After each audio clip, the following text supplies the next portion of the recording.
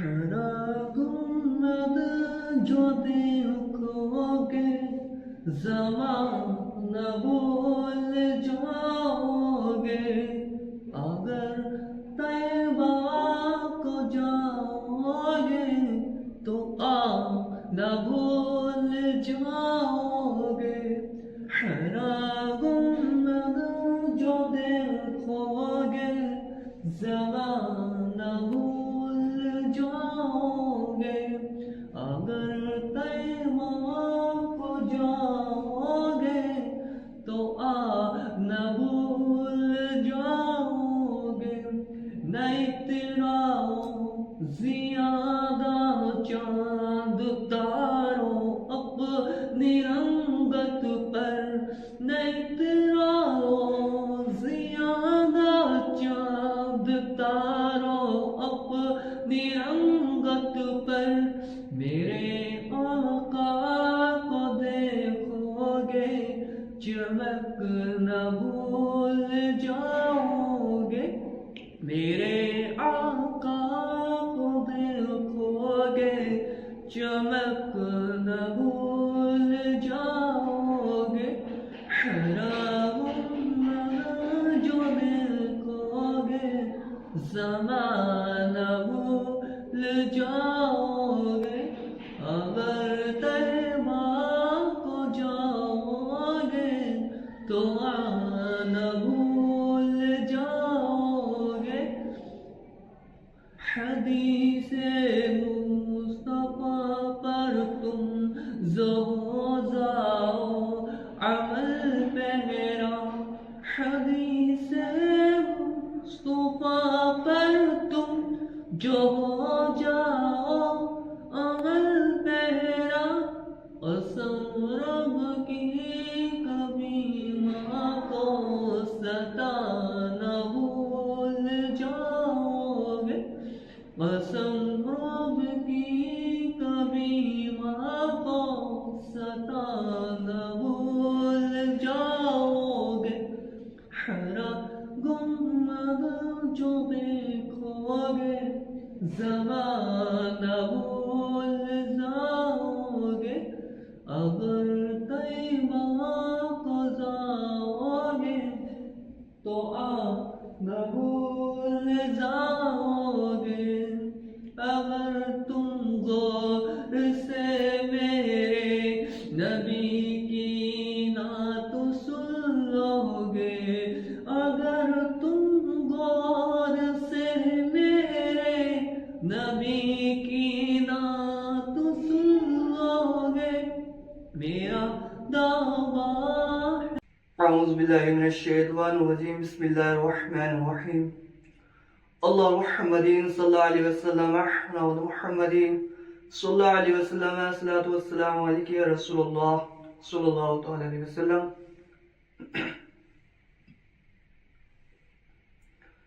اللہ اکبر، اللہ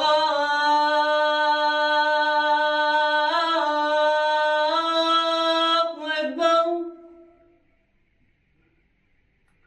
اللہ اکبر، اللہ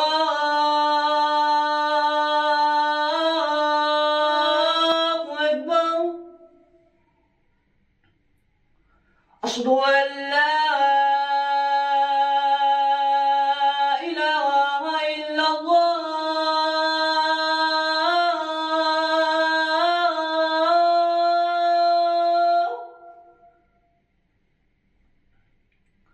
اشہد ان لا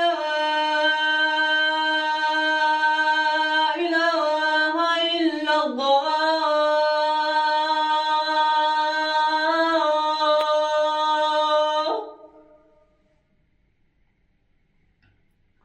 اشہد ان محمد رسول اللہ،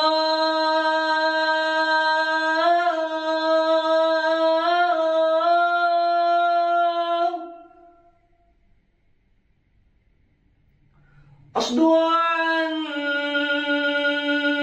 محمد رسول اللہ،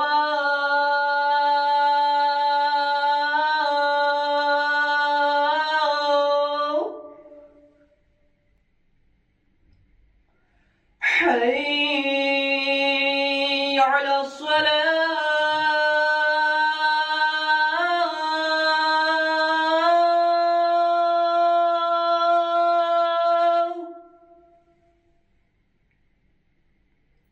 حي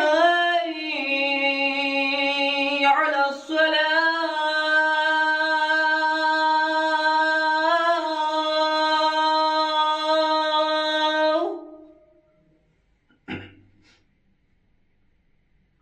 حي على الفلاح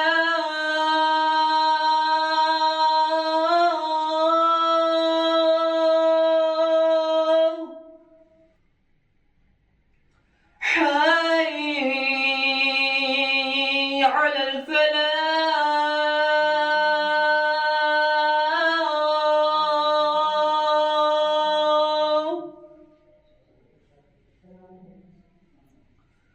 الله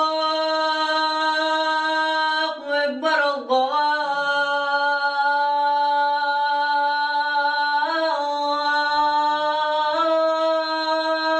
أكبر لا إله إلا الله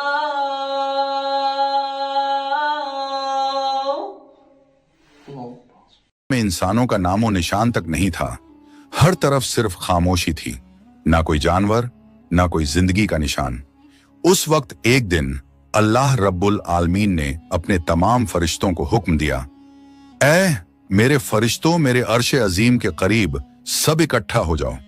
अल्लाह रब्बुल आलमीन का हुक्म मिलते ही बेहिसाब फरिश्ते रोशनी की तरह चमकते हुए उस जगह हाजिर हो गए। तब अल्लाह ताला ने फरमाया, जमीन पर मैं एक नुमाइंदा भेजना चाहता हूं। यह सुनकर फरिश्ते हैरान हो गए। उनकी पेशानियों पर सवाल थे और दिलों में तज्जुब।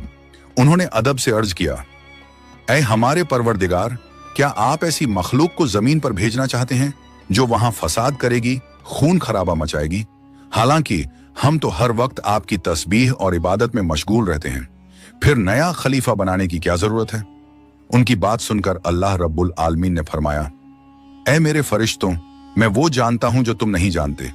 कौन मेरी इबादत करेगा और कौन नाफरमानी, इसका इल्म सिर्फ मेरे पास है। मैंने तुमसे मशवरा नहीं मांगा, सिर्फ बताया है। अल्लाह ताला की ये बात सुनते ही फरिश्तों के दिल कांप उठे। उन्होंने अपनी गलती महसूस की और फौरन तौबा कर लिया। फिर सजदे में गिरकर अल्लाह से माफी मांग ली। फिर अल्लाह ताला ने अपने 4 अजीम फरिश्तों को बुलाया, हजरत जिब्राइल, हजरत मिकाइल, हजरत इसराफील और हजरत इजराइल अलैहिस्सलाम। हुक्म मिलते ही अल्लाह रब्बुल आलमीन की बारगाह में हाजिर हुए।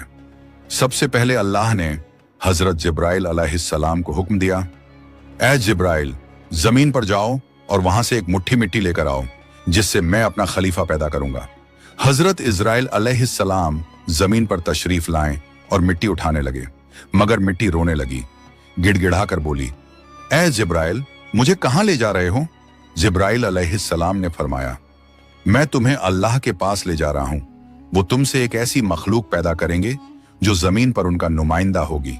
ये सुनते ही मिट्टी और ज्यादा रोने लगी और बोली, ऐ जिब्राइल, मुझे मत ले जाओ।